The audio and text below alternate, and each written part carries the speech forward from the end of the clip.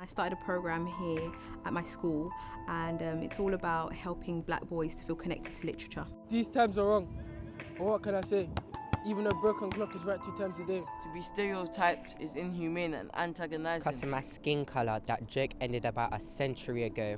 If I went and got the skin lining injection, would you still have an interjection? We came up with a catalyst of things, and we kind of plugged in different writers, different poets, different books that they could read, and we created a whole workspace for them in which they can dive into that literature.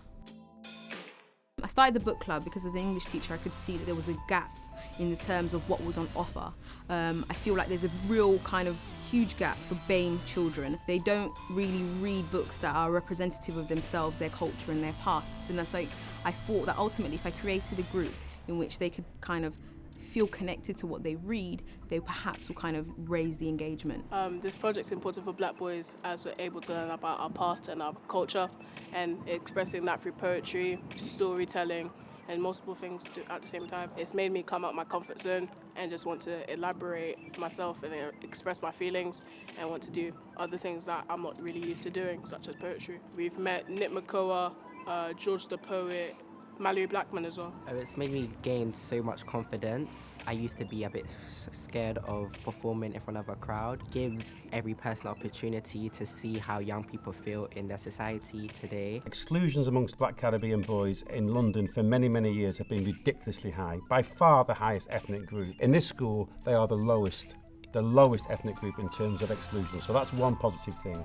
In terms of attendance of black Caribbean boys is the highest in the school. We've always, however, had an issue with the academic performance of our black Caribbean boys. I'm pleased to say that partly because of this project and other things as well, the academic performance of black Caribbean boys has now surpassed that of every other ethnic group in the school. This project has definitely enabled our children to see that their horizons are limitless, that if they work hard, if they study, if they understand literature, if they enhance and develop their vocabulary, they can do anything they want. Kind of gives everyone a voice to say something, because usually we tend to be looked down upon. Once I said my poem, it got some sort of recognition. From there, I've got links to work experience at BBC. Behind screw faces, I see innocent boys in difficult places. Mum used to send me out, but don't get twisted, I was never the send out. The streets are my home, let's not say I was home alone. Are you gonna back your brethren because of the bro code or my postcode? Same cases, different places. Behind screw faces, I see innocent boys in difficult places. What happened to black people are strong? Black lives matter. Sorry to tell you, but I've seen clear visions shatter. How have we turned racism all around? Only difference is we're spilling our own juices. Look ahead, stop moving clueless. Like I've said, I've seen too many screw faces, innocent boys in difficult places. Our talent is quite clearly there. The talent of children in this school and in schools like this is quite clearly self-evident. The opportunities, however, are not there for boys from this area.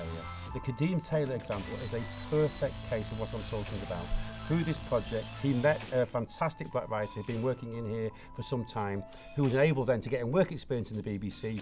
One thing led to another, because boys like Kadeem have talent, but not necessarily the opportunities. The opportunities were laid out for him through this project, and he's ran with it himself, and his natural talent is now obviously putting him in a good place. The most amazing thing about creating this was seeing actually how far it could go.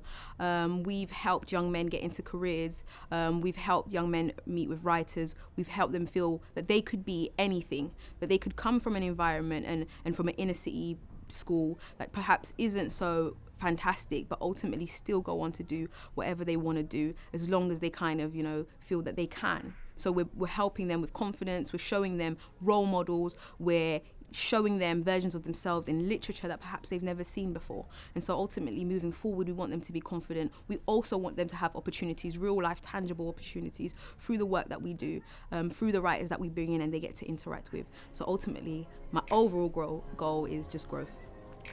Me playing 2-on-2 at 3 a.m. Streetlights become mini suns become stars. A special kind of Eden. My body gives us all. My hands and my spirit and my soul. Around me at this kitchen table are the souls that I love. White people can season chicken too, it's not surprising. Black people can turn vegan, it's not petrifying. I graft that train in the sun or in the rain. It's my dream, hopefully it becomes a reality. I'm very humble, however, I can confidently say I'm the best striker in my league, practically. I'm going to strive and they'll see me thrive. In years to come, I will achieve. You all know why, because I believe. Sleep better, having visions of my friends in RIP sweaters. Have you ever had to sacrifice your health? Ever had to sacrifice yourself? Plus I got an army full of dickheads trying to sabotage my wealth. But I know it's self-destructive if I bang them on myself. Wow.